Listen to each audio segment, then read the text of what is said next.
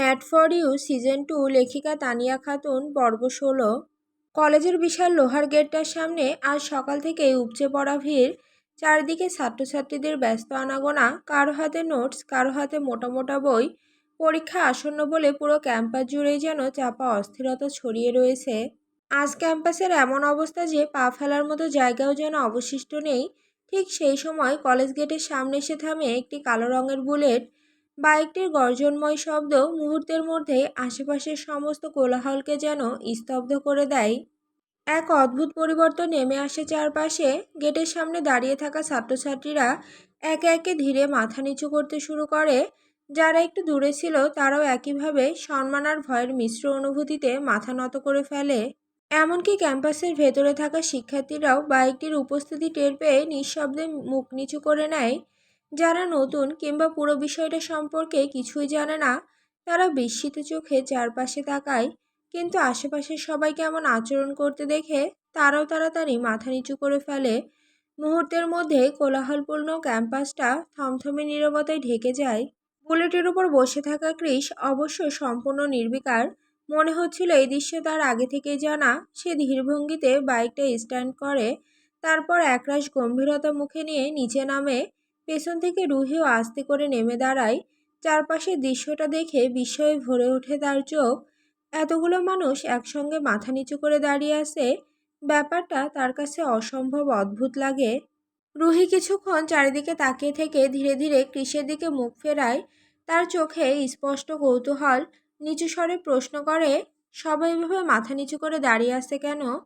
Chris প্রশ্নটা শুনে একটু বিচলিত হয় না। তার মুখভঙ্গি আগের মতোই কঠিন ও নির্লিপ্ত রয়ে যায়। মনে হয় যেন এসব বিষয় তার কাছে একেবারেই স্বাভাবিক। সে কোনো উত্তর না দিয়ে ধীরে ধীরে রুহির কাছে এগিয়ে আসে।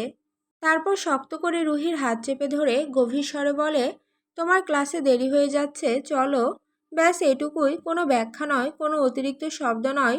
রুহি ভেতরে ভেতরে বিরক্ত হয়ে ওঠে। মনে মনে ক্রিসকে দু একটা গালিও দেয়। এই লোকটার প্রশ্নের উত্তর দিতে গেলেই যেন ইগোতে লাগে যত সব। ঠোঁট ফুলিয়ে বিরক্ত মুখে ক্রিসের সঙ্গে হাঁটতে শুরু করে রুহি। রুহিকে তার ক্লাসরুমের সামনে এনে দাঁড় করায় ক্রিস।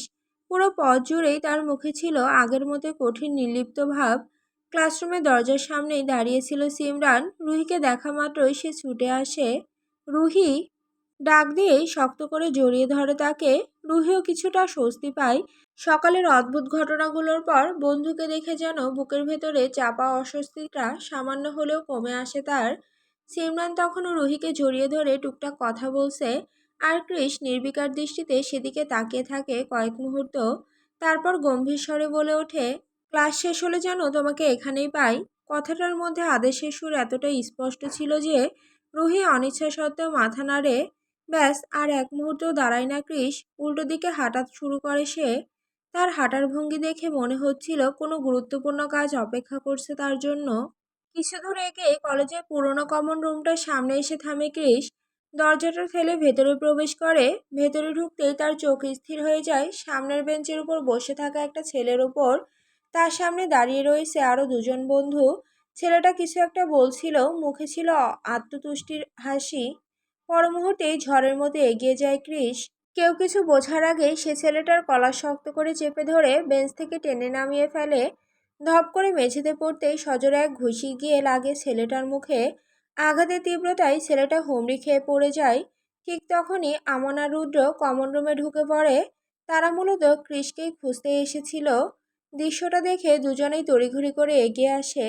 কি করছিস তুই? চিৎকার করে ওঠে আমান। ক্রিস তখন রাগে ফুঁসতে, তার চোখ দুটো রক্তিম হয়ে উঠেছে। দাঁতে দাঁত চেপে বলে ওঠে, স্যার আমাকে, ও আমার বাটারফ্লাই দিকে তাকিয়েছে, আমি ওকে খুন করে ফেলবো। মেঝেতে পড়ে থাকা ছেলেটা কষ্টে মুখ তুলে দাঁড়ানোর চেষ্টা করে। তার ঠোঁটের কোণে রক্ত জমে গেছে, কিন্তু তবুও বিকৃত হেসে বলে ওঠে, কয়দিন ছিলাম না, এর মধ্যে মাল জুটিয়ে নিয়েছিস। মাল শব্দটা কানে যেতেই যেন ক্রিসের মাথার ভেতরকার সমস্ত নিয়ন্ত্রণ ভেঙে যায়।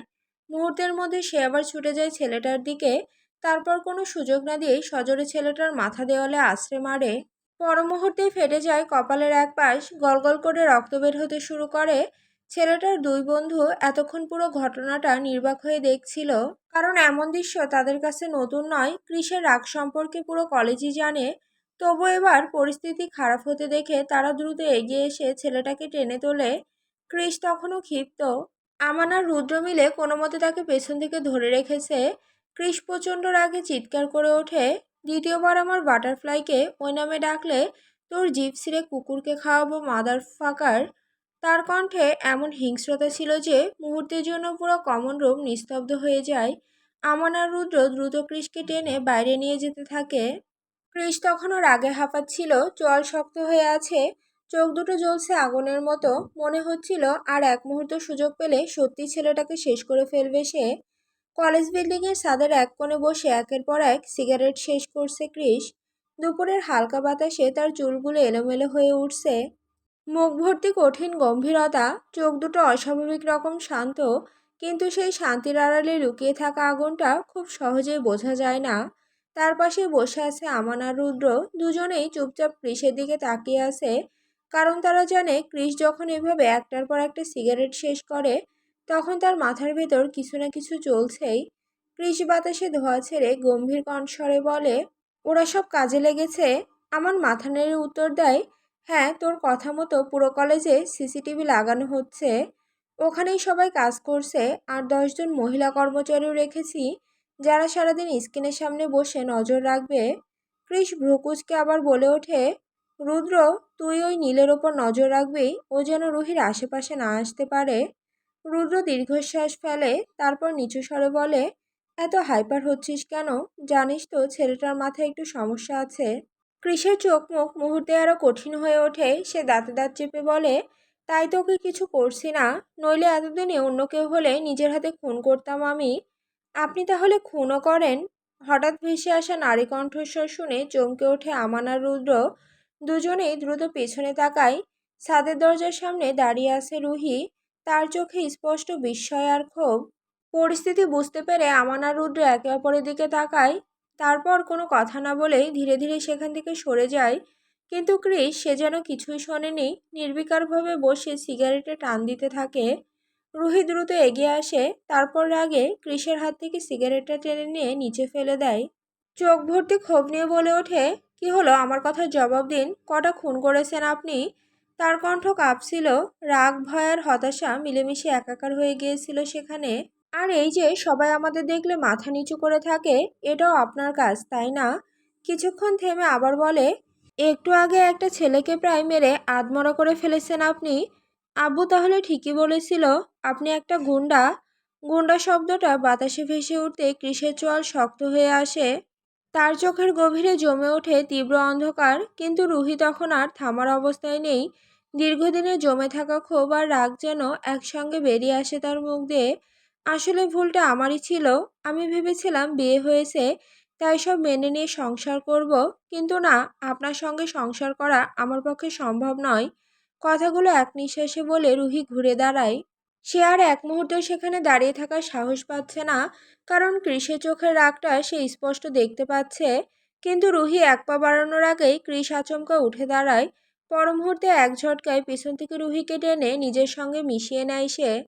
রুহির নিঃশ্বাস আটকে আসে। কৃষ নিজের মুখ গুজে দেয় তার চুলের ভাঁজে, গভীরভাবে নিঃশ্বাস নেয়, তারপর কর্কশ ভারী কণ্ঠে বলে ওঠে, কি বললে, আরেকবার বলো, আমি শুনতে পাইনি। কৃষের গলায় চাপা হিংস্রতা এতটাই স্পষ্ট ছিল যে রুহির গলা শুকিয়ে আসে। একবার সাহস করে বলে ফেলেছে সে, কিন্তু দ্বিতীয়বার বলার সাহস আর খুঁজে পায় না। কৃষ এবার ধমকে ওঠে, কি হলো বলো, স্কিপ আপ বাটারফ্লাই। রুহি ভয়ে কেঁপে ওঠে, তার ঠোঁট নড়লেও শব্দ বের হয় না। দ্বিতীয়বার আমার সঙ্গে এভাবে কথা বলবে না বাটারফ্লাই। উঁচু গলায় বলা কথা আমার একদম পছন্দ না, বুঝেছ? রুহি কোনো উত্তর দিল না, নিঃশব্দে দাঁড়িয়ে রইল সে। অথচ তার ভেতরে তখন চলছিল অদ্ভুত এক ঝড়। অজস্র ভাবনা এসে জট বেঁধেছিল মনের গভীরে। চোখ দুটো অন্যমনস্ক, মুখে নিস্তব্ধতার ছায়া। কৃষ কিছুক্ষণ স্থির দৃষ্টিতে তাকিয়ে রইল তার দিকে। তারপর হঠাৎই একটানে রুহিকে নিজের দিকে ফিরিয়ে নিল। আকস্মিকতায় কেঁপে উঠল রুহি। কিছু বুঝে ওঠার আগেই কৃষ ঝুঁকে পড়ল তার মুখের খুব কাছে। মুহূর্তের মধ্যেই তার দাঁতের চাপ বসে গেল রুহির কোমল গোলাপি অধরে। তীব্র ব্যথায় রুহির শরীর কেঁপে উঠল। বিস্ময় আর যন্ত্রণায় বড় বড় হয়ে গেল তার চোখ। মনে হচ্ছিল তার প্রাণ পাখিটা এক্ষুনি বিদায় নেবে। ঠোঁটের কোণে হালকা রক্ত ফুটে উঠতেই কৃষ থমকে গেল এক মুহূর্ত, কিন্তু সেই থামা ছিল ক্ষণিকের। নোনতা রক্তের স্বাদ পেতেই তার দৃষ্টি আরও গাঢ় হয়ে উঠল। অদ্ভুত এক উন্মাদনা ভর করল চোখে মুখে। সে ধীরে ধীরে রুহির ঠোঁটের কোণে জমে থাকা রক্তটুকু নিজের ঠোঁটে টেনে নিল। এর মধ্যেও যেন কোনো অজানা তৃপ্তি খুঁজে পাচ্ছে। রুহি তখন অসহায় চোখে তাকিয়ে আছে তার দিকে। ব্যথায় শরীর অবশ হয়ে এলেও কণ্ঠ দিয়ে কোনো শব্দ বেরোলো না। কৃষে দুহাতের আঁচলায় রুহির মুখখানা আলতো অথচ দৃঢ়ভাবে চেপে ধরল। তার গভীর দৃষ্টির ভেতর তখন মিশেছিল অধিকার আর অদ্ভুত এক দহন, যে দহনের তাপে মুহূর্তটাই ভারী হয়ে উঠেছিল। মৃত্যুর আগ পর্যন্ত তোমাকে এই কৃষখানের সঙ্গেই থাকতে হবে। যদি না পারো, তার কণ্ঠ আরও নিচু হয়ে আসে, তাহলে নিজের হাতেই তোমাকে শেষ করে দেব। বিশ্বাস করো, একটু কষ্ট হবে না আমার। হাসপাতালের ছোট্ট কেবিন জুড়ে তখন গভীর নীরবতা। কেবিনের একপাশে নিঃশব্দে বসে আছে নীল। কিছুক্ষণ আগে ডাক্তার তার মাথায় ব্যান্ডেজ করে দিয়েছে। কপালের ডান পাশে সাদা ব্যান্ডেজের নিচ থেকে হালকা রক্তের দাগ এখনো স্পষ্ট বোঝা যাচ্ছে। আঘাতের কারণে শরীরটা দুর্বল লাগলেও তার মুখে কোনো কষ্টের ছাপ নেই, বরং অদ্ভুত এক নির্লিপ্ততা ঘিরে আছে তাকে।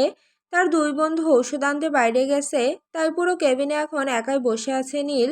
মনে হচ্ছে চিন্তার গভীরে কোনো অন্ধকারে ডুবে আছে সে। ঠিক তখনই আচমকা কেবিনের দরজাটা খুলে যায়।